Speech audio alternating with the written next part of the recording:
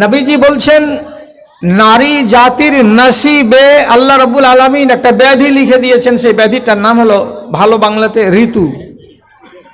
ইন্নাল্লাহা কাতাবা আলা বানাতে আদম আল মাহিজা, আদমের বেটিরা সাবালিকা হতে গেলে তার নসিবে লেখা আছে যে ঋতু হবেই হবে, ঋতু ছাড়া কোনো মহিলা থাকতে পারবে না। এই ঋতু হওয়ার সাথে তার বাচ্চা জন্মের একটা কানেকশন আছে। এই কানেকশনটাকে আল্লাহ তাআলা ঠিক রাখবেন, পেটের বাচ্চাকে মানুষ করে নেবেন, তার জন্য ঋতুর সিস্টেম করা আছে। এগুলো কথা আমার আজকের জরুরতে নয়, একটু ইঙ্গিত দিলাম।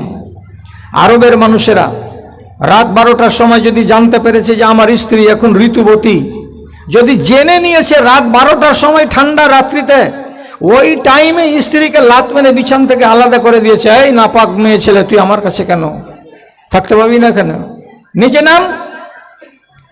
ও বেচারিকে বেইজ্জত করে লাঞ্ছিত করে মেঝেতে বিছান করে দিয়েছে, জাড়ে থুরথুর করে কেঁপেছে, রাত কাটিয়েছে। কটা দিনের গুনাহগার? 4টা দিনের নাহি 5টা দিনের গুনাহগার। কোরআন আলোচনা দিল তার নামে, তার নামে দিয়ে কোরআন মাজিদে আইন দিচ্ছে। এই দেশের লোকেরা যে কাজটা করছে এটা নোংরামি, এমন নোংরামি কাজ করিও না। এটা একটা সংবিধান আল্লাহ তাআলা কোরআন মাজিদে দিলেন। এক এক করে আপনাকে বলছি। একজন সাহাবী, তার নাম কায়েস বিন সাবিত, ও নিজে রাসূলুল্লাহকে এসে বলছেন, আল্লাহ পাকের নবী, আমি 5টা নিজের ঔরুস জাত বেটিকে জিন্দা মাটিতে গেড়েছি। একটা নয়, কটা? 5টা।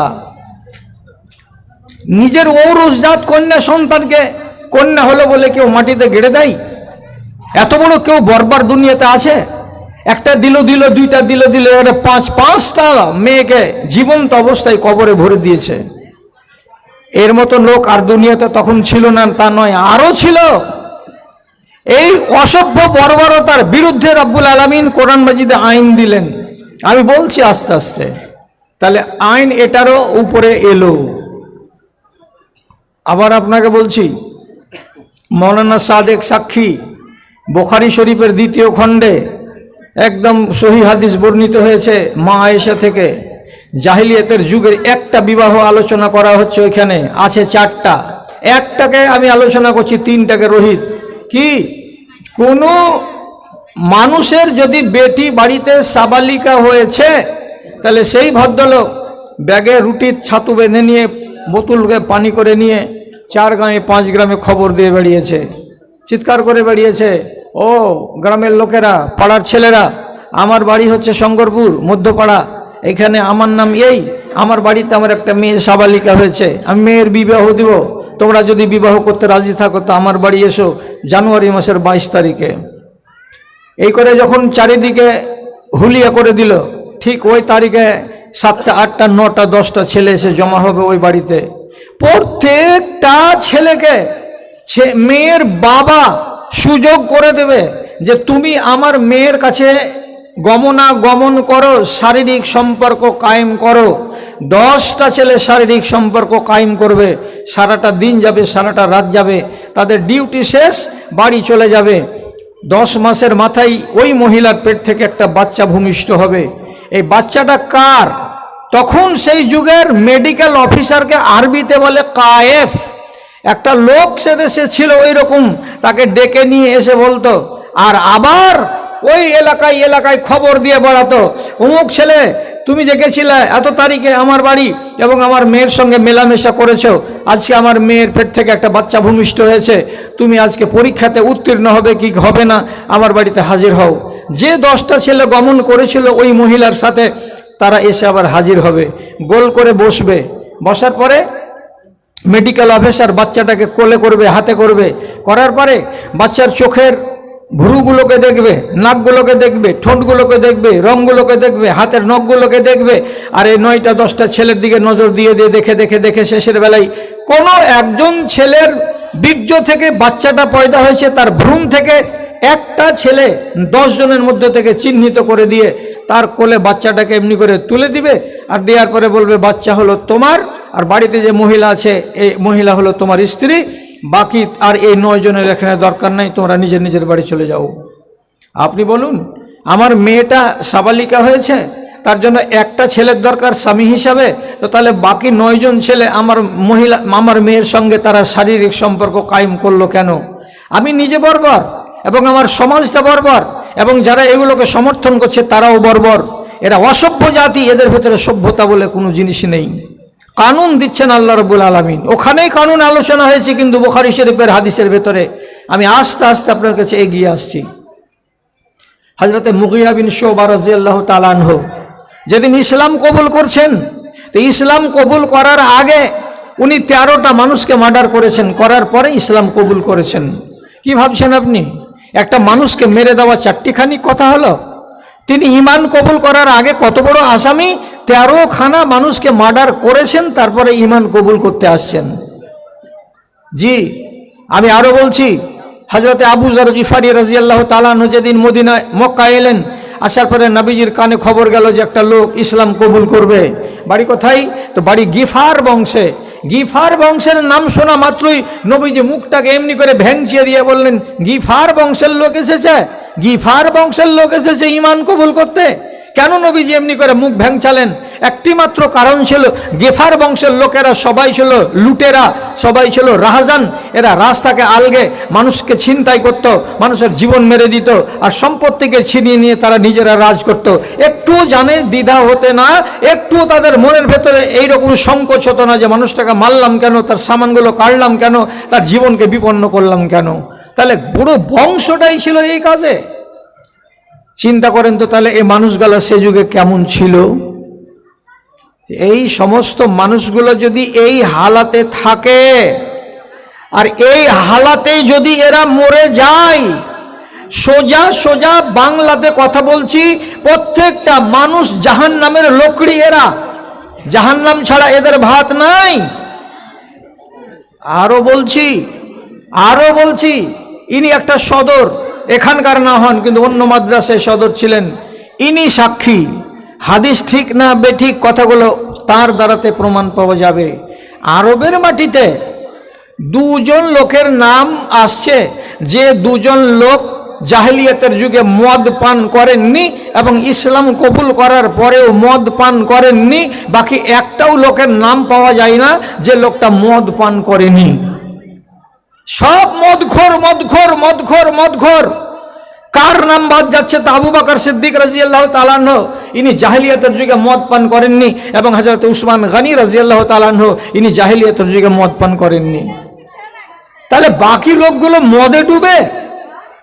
একদম সাচ্চা কথা বলছি, রাসূলুল্লাহর বেটি ফাতেমার সঙ্গে যখন আলী রাদিয়াল্লাহু তাআলা আনহুর বিয়ে হলো, তিনি বলছেন, আমি একটা উট রেখেছিলাম আর একটা ভাগে পেয়েছিলাম উট, তা আমি একটা আনসারীর বাড়ির পিছন দিকে বেঁধে রেখেছিলাম। হযরত আলী বলছেন, আমার উট দুটোকে আমি ব্যবসা করব, করে কিছু টাকা পয়সা করে আমি রাসূলুল্লাহকে গিয়ে বলবো যে আপনার বেটিকে বিদায় করে দেন, খরচাপাতি যা হবে করব এখন। সেই উট দুটোকে বেঁধে রেখেছি আনসারীর বাড়ির পিছন দিকে। আমি চারা দিতে যাচ্ছি একদিন সকাল 8টার সময়, তো দেখছি আমার দুটা উটের পেটকে চিরে দেওয়া আছে, আর পুরো উট দুটোর পেটকে চিরে মাটিতে ফেলে রেখেছে, কলেজাকে কেউ টেনে বার করে নিয়েছে। আমি কাঁদতে কাঁদতে রাসূলুল্লাহর কাছে গেলাম, রাসূলুল্লাহ আমার উট দুটোর দুর্গতি করে রেখেছে, কে দেখেন। আল্লাহ পাকের নবী আলীকে সাথে করে নিয়ে এক পা দুপা করে আস্তে আস্তে বাড়িটার ভেতরে ঢুকলেন। বাড়ির ভেতরে যদি ঢুকে দেখছেন, বড় মোটা বালিশে হেলান দিয়ে হযরতে হামজা রাদিয়াল্লাহু তাআলা আনহু উনি শুয়ে আছেন, আর তার সামনে দুটা চারটা মেয়ে ছেলে গান গাইছে, আর মদের বোতলগুলো গ্লাসগুলোকে তুলে তুলে দিচ্ছে একে ওকে, আর আনন্দ উল্লাস করছে। রাসূলুল্লাহ দেখলেন, আর যেমনি দেখে নিয়েছেন, চাচাজি তখন বলছেন, হাল আনতুম ইল্লা আবিদুল আবাই, আমার বাপের চাকরেরা এখানে কেন এসেছো তোমরা? আমার বাবার চাকরেরা এখানে কি জন্য এসেছো? মদ খেয়ে মাথার টাল দিচ্ছে, ভালো কথা বলতে পারলেন না। নবীজি ওখান থেকে বই মুখে ফিরে চলে গেলেন, কথা বলে লাভ নাই, কেন যারা মদে ঢোল হয়ে আছে, পুরো সমাজটা ছিল মদখোর। তাহলে আপনি বলুন, এবার কোরআনের কথা বলি, কতটি উদাহরণ দিয়েছি আপনাকে। কোরআন কি বলছে এবার? কথাটার দিকে খেয়াল করুন। কুনতুম আলা শাফা হুফরাতিম মিনান নারে ফানকাযাকুম মিনহা।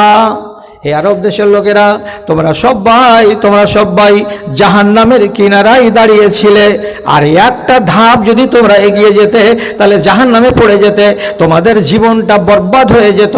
তোমাদের এই জীবনও কালিতে কেটে গেছে, তোমাদের আখেরাতের জীবনটাও কালিতে কেটে যাবে। এমন জায়গায় তোমরা দাঁড়িয়েছিলে। কে বাঁচালো?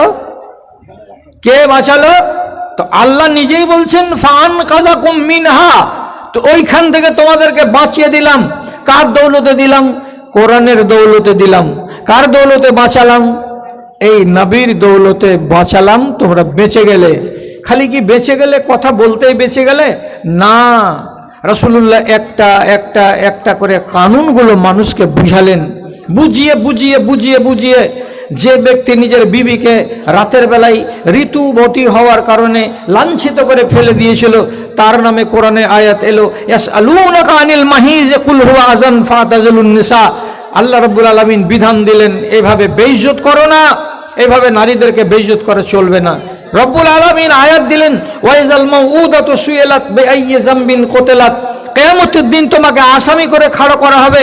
আর এই তোমার শিশু কন্যাটা আল্লাহ তাআলার সামনে আপত্তি খাড়ো করে বলবে, পরওয়ারদিগার, সে আমার বাপ আমাকে জীবন্ত পুঁতে দিয়েছিল, তুমি সেদিন মার্ডার কেসের আসামি হবে।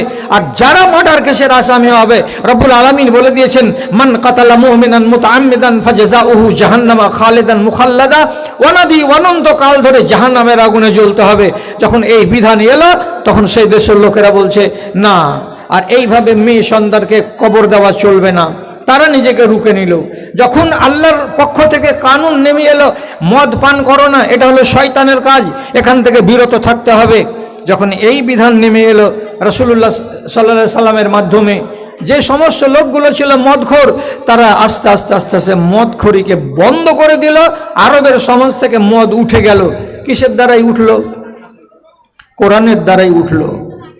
এই লাঞ্ছিত জাতি কোরআনকে যখন মেনে নিল, তখন কতটা সুখী হলো, কতটা শান্তির সমাজটা হলো, সে কথাটা আমার মুখ থেকে না শুনে হযরত উমর রাদিয়াল্লাহু তাআলা আনহু তিনি নিজে বলছেন, কুন্না আযাল্লা কওমিন ফাআযানাল্লাহু বিল ইসলাম, আমরা ছিলাম লাঞ্ছিত জাতি, আমরা ছিলাম ছোট লোকের বাচ্চা, আমাদের মতো ধিক্কৃত জাতি আল্লাহর দুনিয়াতে আর কেউ ছিল না। আমরা কত রকমের অন্যায় করেছি, আঙুলে গোনা যাবে না। আমরা এত রকমের অন্যায়ের সঙ্গে নিজেকে জড়িয়ে রেখেছিলাম। এই ছোট লোকের বাচ্চারা আমরা কি হলাম? আযানাল্লাহু বিল ইসলাম, আল্লাহ রাব্বুল আলামিন আমাদেরকে ইসলামের বদৌলতে বড্ড শরীফ বানিয়ে দিয়েছেন। আমরা এখন বড় লোকের বাচ্চা, আমাদের মতো বড় লোক আল্লাহর দুনিয়াতে কেউ নাই। তাহলে কার দৌলতে বড় লোক হলো? উমারের ভাষা অনুযায়ী কার দৌলতে বড় লোক হলো? বড় লোক হলো ইসলামের বদৌলতে। তার মানে কানুনকে মানতে গেলে ছোট লোকই ছুটে যাবে। এই জন্য আপনাকে এইবার আমি শিখাতে যাচ্ছি 2 নম্বর আয়াতের কথা। কি? কোরআন মাজিদে 2টো কানুন আছে। একটা কানুনের নাম হলো অর্জন করা, আর একটা কানুনের নাম হলো বর্জন করা। কথা বলুন। কথাটা যদি বুঝে থাকেন তো ভালো, আর না বুঝে থাকেন তো খুলে দিচ্ছি। কোরআন মাজিদে কানুন আছে 2 প্রকার। একটা কানুনকে বলা হয় আদেশমূলক কানুন, আর একটা কানুনকে বলা হয় নিষেধমূলক কানুন। দুটোই আপনাকে মানতে হবে, দুটোই মেনে চলতে হবে। আদেশকে যদি আপনি একটা ছাড়েন, তাহলে আপনি হবেন আসামি। নিষেধকে যদি একটা বাদ দেন, একটাকে ছেড়ে দেন, অসুবিধা করেন, আপনি হয়ে যাবেন আসামি। কি করে, কেমন করে হয়? কথা কোথা থেকে কোথায় চলে গেল? বলছিলাম কি, কানুন কয় প্রকার বললাম? 2 প্রকার। একটা নাম আদেশমূলক, আর আরেকটার নাম নিষেধমূলক। আপনাকে আদেশমূলক কানুন শিখাচ্ছি, আঙুলে গুনেন, উদাহরণ দিচ্ছি। এটা ছাড়া যাবে না, এটাকে অর্জন করতে হবে। অর্জন করতে হবে। কি কি বলছি দেখুন। নামাজ পড়ো, রোজা রাখো, হজ করো, সত্য কথা বলো, হালাল রুজি খাও, মা বাবার সাথে ভালো ব্যবহার করো, পর্দানাসীন হয়ে জিন্দেগি গত করো। 7টা দিলাম বুঝাবার জন্য, আরও আছে। এবার আপনি যদি একটা ছেড়ে দেন, আপনি আসামি। আরবিতে একে বলে মুজরিম। আর আল্লাহ তাআলা নিজে বলছেন, যে হবে আসামি তার বদলা চুকাতে আমাকে দেরি লাগে না।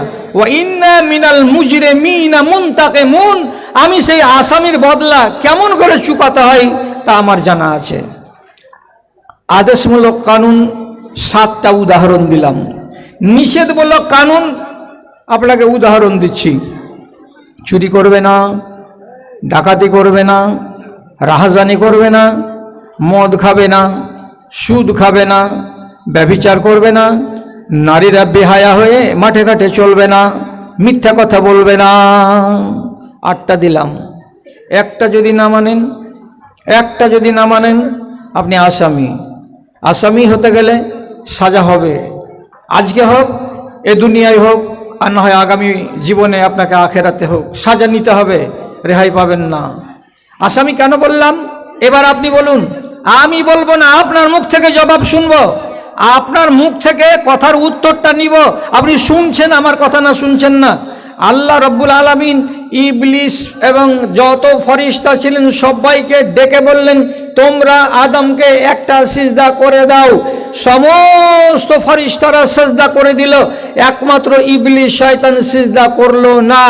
যখন সিজদা করলো না, আল্লাহ তাআলা বলছেন আবা ওয়াস্তাকবারা ওয়া কানা মিনাল কাফিরিন, সে নিজের তকদিরকে পুড়িয়ে নিল আর নেওয়ার পরে সে কাফের হয়ে গেল। ইবলিস শয়তানের তকদিরে কি জুটলো? সে কাফের হলো। কাফের হওয়ার ফলে এবার আল্লাহ তাআলা অন্য আয়াতে বলছেন, তোমাকে একটা কথা আদেশ করে তুমি মানলে না, এইবার তুমি এখান থেকে নিচে নেমে চলে যাও। ফাখরুজ ইন্নাকা রাজিম, তোমাকে অভিশপ্ত করে দিলাম, তোমাকে লাঞ্ছিত করে দিলাম, তোমাকে জুতাখোর করে দিলাম, তোমাকে সরদার বানিয়ে রেখেছিলাম, সরদারিটা তোমার পিছন দিকে লাথি মেরে কেড়ে নিলাম। আজকে তোমাকে লাঞ্ছিত হয়ে চলে যেতে হবে দুনিয়ায়, এখানে তোমাকে আর থাকতে হবে না। তাহলে ইবলিস শয়তান লাঞ্ছিত হয়ে দুনিয়াতে চলে এসেছে। ইবলিস শয়তানের ভুল ছিল, কি ভুল ছিল আপনি জবাব দেন। ইবলিস শয়তান আদেশমূলক আইনকে উল্লঙ্ঘন করেছিল না নিষেধমূলক আইনকে উল্লঙ্ঘন করেছিল? আদেশমূলক আইনকে উল্লঙ্ঘন করেছিল। আল্লাহ বলেছিলেন কি একে একটা সাজদা করে দাও। এই আইনটা আদেশমূলক, একে উল্লঙ্ঘন করার কারণে ওর কপালে জুতা পড়ে গেল। একটা সাজদা, একটা। এবার যত লোক আপনারা আছেন, আমি জানি মজলিস কি করে আটকাতে হয় আর মজলিস কি করে ভাঙতে হয়। যে মজলিসকে ভাঙার ইচ্ছা আছে আপনি নামাজের ওয়াজ শুরু করে দেন, আধা ঘন্টায় মজলিস ভেঙে যাবে, আধা ঘন্টায়, দেরি করবে না। আমি আপনাকে নামাজের ওয়াজ করব না, কথা দিচ্ছি। তবে একটা উদাহরণ দেওয়ার জন্য একটা পয়েন্ট বলছি। আমি দিনে রাতে আপনাকে আমাকে কত রাকাত নামাজ পড়তে হয় জানা আছে? টোটাল জানেন না।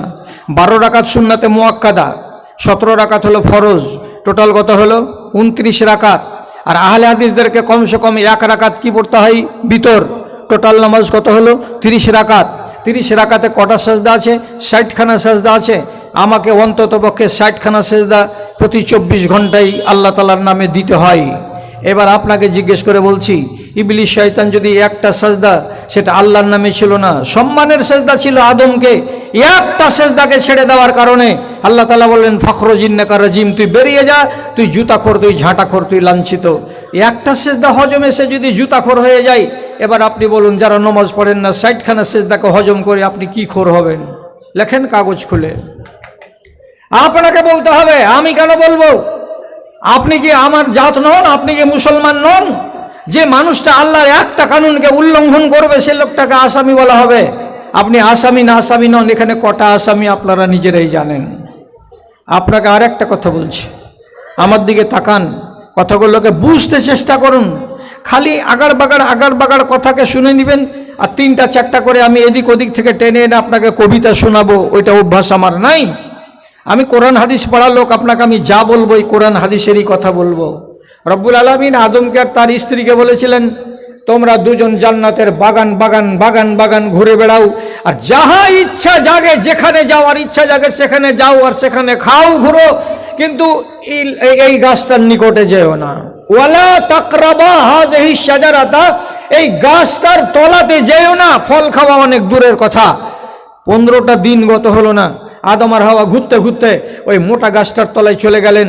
যাওয়ার পরে মা হাওয়া সব নুইয়ে আসে লাল লাল ফলগুলো, একটা ফলকে পেড়ে নিলেন, পেড়ে নেওয়ার পরে ওকে ফেড়ে দিলেন, আর ফেড়ে দেওয়ার পরে নাকে নিয়ে ঘ্রাণটাকে শুকলেন, আর শুকে নেওয়ার পরে জিভে এমনি করে দিয়ে দিয়ে একটু করে টেস্ট বুঝে দেখছেন, কে? তো মা হাওয়া। দেখলেন যে টক মিষ্টি এর স্বাদ আছে। স্বামীকে বলছেন, খেতে তো মানা আছে, খাবো না, একটু জিভে দিয়ে দেখো ফলটার টেস্ট কেমন আছে। হযরতে আদম স্ত্রীর কথায় পড়ে গেলেন, এমনি করে জিভে দিয়ে দেখলেন, আল্লাহ তাআলা সূরা আরাফে বলছেন ফালাম্মা যাকাশ শাজারা, যখন দুজনই করলো কি জিভে দিয়ে একটু করে লাগিয়ে দেখলো হ্যাঁ টক মিষ্টি আছে, একটা সেকেন্ড দেরি হলো না, সাথে সাথে আদম আর হাওয়া স্বামী স্ত্রী এরা কতটা লম্বা ছিল, মুঠের হাত করে যদি মাপবেন তো 60 গজ হাত ছিল আমাদের বাপ আদম লম্বা, আর আমাদের মা ছিল 60 গজ হাত লম্বা, আদমের ঘাড় বরাবর মাথা বরাবর, এত দুজন লম্বা লম্বা মানুষ। এদের গায়ে যত কাপড় ছিল জান্নাতি, সমস্ত কাপড়গুলো একদম জেরা জেরা জেরা জেরা হয়ে একদম ছোট ছোট ছোট ছোট হয়ে কেটে জমিনে পড়ে গেল। মাদার জাত নাঙ্গা, মায়ের পেট থেকে যেমন বাচ্চা ভূমিষ্ঠ হয় 1 ইঞ্চি গায়ে কাপড় থাকে না, আদম পূর্ণাঙ্গ পুরুষ, তার গায়ে একটুকু কাপড় নাই। মা হাওয়া পূর্ণাঙ্গ একটা নারী, তার গায়ে 1 ইঞ্চি কাপড় নাই, দুজন জঙ্গলি মানুষের মতন দাঁড়িয়ে আছে। শেষে খেয়াল হলো কি করলাম, ইজ্জত তো ঢাকতে হবে। আল্লাহ সূরা আরাফে বলছেন তফিকা ইয়াকসিফানি আলাইহিমা মিন ওয়ারাকিল জান্নাতে, বড় বড় সেগুনের গাছে যে পাতাগুলো হয় কাঁঠাল পাতার মতো ছোট নয়, বড় বড় পাতা হয়, এরকম বড় বড় পাতাগুলোকে একটাকে আর একটার সঙ্গে গেঁথে দিয়ে মা হাওয়া করলেন কি নিজের সতরটাকে ঢেকে নিলেন। তেমনি হযরতে আদম আলাইহিসসালাতু ওয়াসসালাম 4টা পাতাকে পেড়ে একটাকে আর একটার সঙ্গে গুজে দিয়ে তিনি আন্ডার প্যানের মতন করে এই জায়গাটাকে ঢাকলেন। দুজন লোক ইজ্জতটাকে ঢেকে নিয়ে দাঁড়িয়ে আছেন। রব্বুল আলামিন আসলেন, আসার পরে খুব শান্তভাবে জিজ্ঞেস করে বলছেন আদম তোমার গায়ের জান্নাতি পোশাক কই, হাওয়া তোমার গায়ের জান্নাতি পোশাক কই, কি হয়েছে, কোথায় হারিয়ে গেছে তোমাদের পোশাকগুলো? দুজন আসামি হয়ে অপরাধী হয়ে মাথা নিচু করে চুপচাপ দাঁড়িয়ে আছে। রব্বুল আলামিন সবই জানছেন, খালি মিঠা ভাষা দিয়ে জিজ্ঞেস করলেন আলাম আনহাকুমা আনতিলকুমা শাজারাতে, তোমাদের দুজনকে কি আমি ওই গাছের গোড়ায় যেতে বারণ করিনি? বলো তো বারণ করেছিলাম কি না? হ্যাঁ আল্লাহ আপনি বারণ করেছিলেন। বারণটা শুনলে না কেন? নিষেধটা অমান্য করলে কেন? তুমি নিষেধ অমান্য করেছ, আসামি হয়ে গেছো, আর যেমনি আসামি হয়েছ জান্নাতের পোশাক তোমার গা থেকে খুলে গেছে। আল্লাহ রাব্বুল আলামিন সাথে সাথে আদম আর হাওয়াকে বলছেন তোমরা অপরাধী, তোমাদেরকে সাজা নিতেই হবে। কাঁদতে শুরু করলেন, মিয়া বিবি দোয়া করতে লাগলেন। কি বলে দোয়া? রব্বানা জালামনা আনফুসানা ওয়া ইল্লাম তাগফির লানা ওয়া তারহামনা লানাকুনান্না মিনাল খাসিরিন। যখন কেঁদে কেঁদে কেঁদে কেঁদে চোখের পানি ঝরিয়ে ঝরিয়ে গাল ভিজালেন, চোখ ভিজালেন, মুখ ভিজালেন, চিবুক ভিজালেন, যখন মুখ ভিজিয়ে দিয়ে কান্না করতে লাগলেন, আল্লাহ তাআলা শেষের বেলায় বলছেন যাও তোমাদেরকে মাপ দিয়ে দিলাম আমি আল্লাহ। কিন্তু ইবলিস শয়তান মাপ নিতে জানেনি, তার জন্য দুনিয়াতে লাঞ্ছিত করে পাঠিয়ে দিয়েছি। এবার তোমাদের দুজনকে বলছি ওয়াকুলনা হাবিতু মিনহা জামিআন, তোমরা দুজনই জান্নাত থেকে বেরিয়ে যাও এবং আমার জান্নাতকে খালি করে দিয়ে দুনিয়াতে চলে যাও, এখানে তোমাদের আর রাখা হবে না। আওয়াজ করুন, ইবলিস শয়তানকে সাজা পেতে হয়েছে? বলুন হ্যাঁ না না? আমার মা আর আমার বাপ আদম হাওয়াকে সাজা পেতে হয়েছে? হ্যাঁ হয়েছে। জান্নাত থেকে কোথায় এসেছিলেন? দুনিয়াতে এসেছিলেন। বেঁচেছিলেন কতদিন? 1000 বছর। তারপরে আবার চলে গেছেন কবরে। কবরটা কোথায় আছে? কবরটা আছে কেউ বলছে লিবাননের মাটিতে, আবার কেউ বলছে প্যালেস্টাইনের মাটিতে। আমার বাপ আদম কবরে আছে। কতদিন থেকে কবরে আছে? মাত্র তার কবরে যাওয়া 9500 বছর হলো। আল্লাহ, কবর থেকে উঠবে, হাসরের মাঠে যাবে, তারপরে নিজে হিসাব টিসাব দিয়ে আবার হারিয়ে যাওয়া ঘরে যাবে। তাহলে আদেশমূলক আইনকে যদি একটা উল্লঙ্ঘন করি তাহলে আমি আসামি, নিষেধমূলক আইনকে যদি আমি একটা উল্লঙ্ঘন করি তাহলে আমি আসামি। আমাকে আল্লাহ তাআলা সাজা দিবেন, ছেড়ে দেবেন না। এখন ওয়াজ শুনছে বহু লোক, আর শোনার পরে মাওলানাকে এসে বলছে হাজি মাওলানা আমাদের জন্য আল্লাহ তাআলা কি করে রেখেছেন, কি কি করে রেখেছেন আসমানের উপরে, আমরা মরার পরে পাবো। তো রসুলুল্লাহকে জিজ্ঞেস করেছিলেন কেউ, তো রসুল জবাব দিয়ে বলেছিলেন লাউ আরাদা আন ইয়ালামা মা লাহু ইনদাল্লাহে ফালিয়ানজুর মা ইনদাল্লাহে মা ইনদাহু লিল্লাহে। কেউ যদি বলে আমার জন্য আল্লাহ তাআলা কি তৈরি করে রেখেছেন জান্নাত জাহান্নামের ওই উপরে আসমানে কি কি তৈরি করে রেখেছেন, কি আমি পাবো মরার পরে? তো নবীজি বলছেন, আগে তুমি তোমার নিজের দিকে তাকাও, আল্লাহ রাব্বুল আলামিনের জন্য তুমি কি কি করে রেখেছো। তুমি যা করেছো আল্লাহ সেই ব্যবস্থা করে রেখেছেন, তুমি যেটা করবে তার বদলা ওইখানে পাওয়া যাবে। তুমি নিজের দিকে তাকাও, আল্লাহর নামে কি কি তুমি করতে পেরেছো আর কি কি পারো নাই। আপনার দিকে তাকাবো, আপনার দিকে তাকাবো। আপনি কি করেছেন বলুন, যে আপনি কি করেছেন, কি চাইছেন মৌলভী সাহেব? আর কয়দিন পরে রোজা আসবে, সবাই মিলে রোজা রাখবো। যদি রোজা রাখি কি পাবো? কি পাবো রোজা যদি রাখি? আল্লাহ তাআলা বলছেন, তুমি আমার কাজ করেছ? হ্যাঁ করেছি, তোমার কাজ আমি করব। কি করবেন রব্বুল আলামিন আপনি আমার জন্য? একটা উদাহরণ শুধু, জান্নাতে একটা গেট তৈরি হবে, VIP gate. VIP gate total হবে 5টা, তার ভিতরে একটা গেটটার নাম হলো রাইয়ান। রাইয়ান, সেই গেটটার নাম হলো রাইয়ান। রাইয়ান গেটের কাছে হাজার হাজার ফেরেশতা দাঁড়িয়ে থাকবে, আর আপনার মতো আমার মতো মানুষগুলো ওইখান দিয়ে গত হওয়ার কালে শুধু তারা আরবি ভাষাতে তাদেরকে ওয়েলকাম জানাবে আর বলবে আহলান ওয়া সাহলান, আহলান ওয়া সাহলান। আর জান্নাতীদেরকে ভাষা শুনে বলবে সালামুন আলাইকুম, সালামুন আলাইকুম, আপনাদের উপরে শান্তি বর্ষিত হোক, আপনাদের উপরে শান্তি বর্ষিত হোক। এটা হলো অভিবাদনের ভাষা। কাকে বলা হবে? কাকে বলা হবে? যেই মানুষগুলো দুনিয়াতে রোজা রেখেছিল।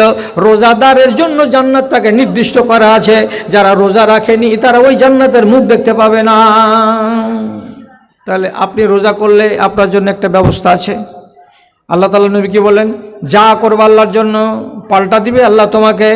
10টা লোক পেয়ে গেলাম আপনার শঙ্করপুর গ্রামে, রোজা রাখে না, রোজা রাখে না। আপনি জিজ্ঞেস করুন কি এই লোকটার জন্য কি করা আছে জি? ওই যে রোজা রাখে না, তো আল্লাহ তোমার জন্য কিছু করবে? আমার জন্য রোজা আমি করেছি, তো আল্লাহ তো করলেন, আপনি বলে দিলেন। তো এই যে 10টা ছেলে রোজা করেন, তো এদের জন্য কি আছে? হ্যাঁ আছে আপনাদের জন্য। তা আপনাদের জন্য কি আছে? যারা রোজা রাখবে না রমজান মাসে তাদের? সামান্য একটা কথা নবীজি বলছেন, আমাকে এক রাতের বেলায় আসমানের সফরে নিয়ে যাওয়া হয়েছিল। একটা পাহাড়ের কাছে আমি গেলাম, পাহাড় কষ্ট করে উঠলাম উপর দিকে। অনেক দূর যাওয়ার পরে আমি দেখতে পাচ্ছি কি বেড়াবেড়ি করে একগুলো বাঁশের মতো কাঠ লটকানো আছে, আর ওই প্রত্যেকটা 2 খুঁটির মাঝখানে যে বেড়ি বাঁশগুলো আছে তাতে একটা করে মানুষকে ঝুলানো আছে। মুআল্লাকুনা বিআরাকিবিহিম, ট্যাঙে দড়ি দিয়ে উল্টো করে ঝুলানো আছে। যেমন করে কসাইয়ের দোকানে খাসির ট্যাঙে দড়ি দিয়ে চামড়াকে খুলে দিয়ে উল্টোভাবে লটকিয়ে রাখা হয়, এই রকম করে কিছু লোককে উল্টা করে ঝুলিয়ে রাখা আছে।